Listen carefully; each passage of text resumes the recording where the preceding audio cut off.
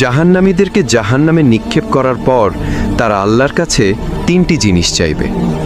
1 number, জাহান্নামীরা বলবে, হে আল্লাহ, আমাকে এত কষ্ট না দিয়ে আমার মৃত্যু দিয়ে দাও।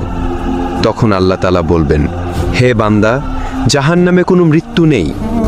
নাম্বার 2, জাহান্নামীরা তখন বলবে, হে আল্লাহ, তাহলে আমাদের জাহান্নামের আযাব একটু হালকা করে দেন, 1 মাসে অন্তত 1 দিন বিরতি দেন, অথবা 24 ঘন্টার মধ্যে আমাদের 10 মিনিট হলেও আযাব থেকে বিরত রাখুন। হে আমাদের রব, আমরা আর পারছি না জাহান্নামের কষ্ট সহ্য করতে। তখন আল্লাহ তাআলা বলবেন, 1 সেকেন্ডের জন্য জাহান্নামের আযাব কমানো হবে না। নাম্বার 3, জাহান্নামীরা বলবে, আল্লাহ, আমাকে দুনিয়ায় আরেকবার পাঠিয়ে দিন, আমি দুনিয়াতে গিয়ে শুধু আপনার ইবাদত করব। তখন আল্লাহ বলবেন, দুনিয়াতে আর ফেরত দেওয়া হবে না, আমি তোদের হায়াত দিয়েছিলাম কিন্তু তোরা আমল করিসনি, সুতরাং তোরা চিরকাল জাহান্নামে পড়ে থাক।